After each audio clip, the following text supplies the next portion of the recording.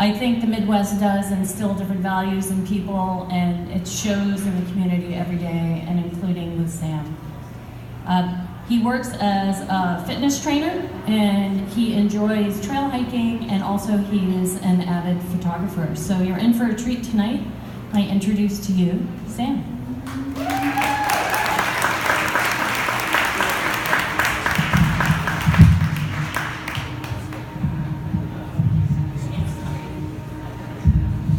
Check, check. Hey.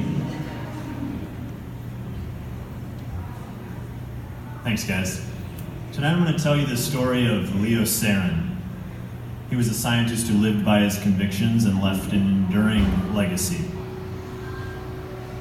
Leo was a pilot, a public speaker, a physicist, a professor, an activist, a father, and an inspiration to many during his incredible life. He was born in Chicago in 1918 to Russian Jewish immigrants and was able to attend the University of Chicago through a scholarship and work towards a PhD. He had his first child in 1945 during the war, and he was struck by the contrast of giving life while also participating in his role of taking it. Leo was one of the principal scientists of the Manhattan Project, the top secret government project that led to the development of the atomic bomb, eventually dropped on Japan.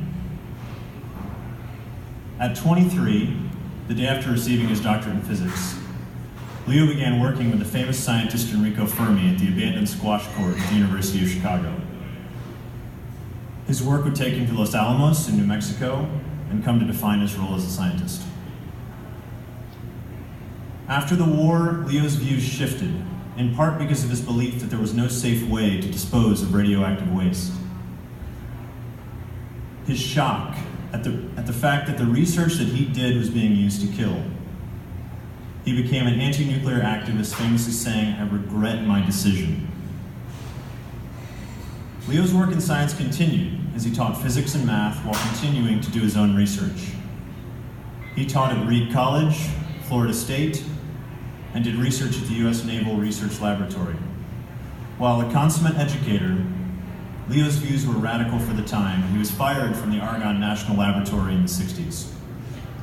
But Leo was also a lover of nature. This love pushed him to develop an interest in sustainable energy, most notably solar power.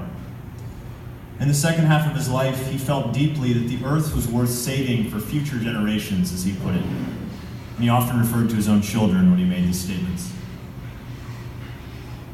Leo's exploits as a pilot were equally impressive. Along with his brother, he worked as an engineer and a salesperson for single and twin-engine airplanes. He would fly them from his home in Chicago all over the world to Switzerland, Paris, Spain, and even Newfoundland. His interest in the science of flying was limitless. He would sometimes fly to 18,000 feet without supplemental oxygen, gradually letting his body adapt. In 1957, he made the paper by flying nonstop from Chicago to Bermuda. And he even once crashed one of his airplanes, but walked away with only minor injuries.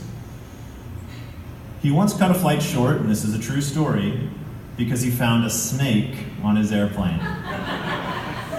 Not making this up. I think Hollywood might have borrowed this plot from him. From the 1980s on, Leo's resolve as an activist became more stalwart. He would openly speak out against the use of nuclear power for military or civil needs.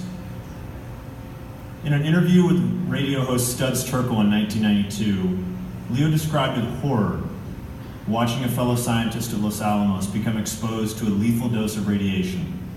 A quick flash of blue light, Leo said, and he knew the scientist was going to die.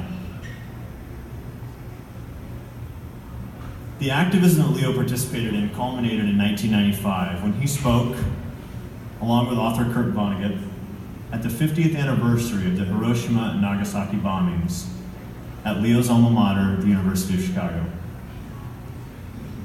Leo's speech was moving, where once again he expressed regret and sadness for his participation in the war and the research on the atomic bomb. The speech made an impact on Vonnegut. He mentioned Leo by name in his 1998 autobiographical novel Timequake. Vonnegut even chided Leo, saying, "In a world where the smartest animals hate being alive, it means you never have to say you're sorry." The end of Leo's life was largely devoted to his son, whom he fathered very late in his life. Now retired, Leo continued to speak on anti-war and anti-nuclear topics, and he continued to ride his bicycle around town and to farmers markets in his final home of Evanston, Illinois. Leo worked to instill in his son the value of order and discipline, a trait he developed through years of formal education, but with an appreciation of the creativity and diversity of nature. I have the deep privilege of being the son of Leo Seren, the honor of imparting his story to you today. It's one that I've wanted to tell for a long time, but I've only recently realized the value in this narrative. Leo once said, "It is impossible for us to predict what effects our little efforts, or lack of efforts, will have on the lives of others." He could not possibly know how true this rings as I deliver this speech to you today. While my connection with my father was not always the closest, through these words and photographs so dutifully preserved, I'm able to connect with his life in a deep and meaningful way. I'm able to see the man of conviction that he was, even when others harbored negative opinions of him. Leo Seren urged us to consider our actions and how they would impact future generations. He strove to convey the message that progress need not create undue harm. He chose to reject the highly regarded work that made him so famous because of its violent and irrefutable outcome.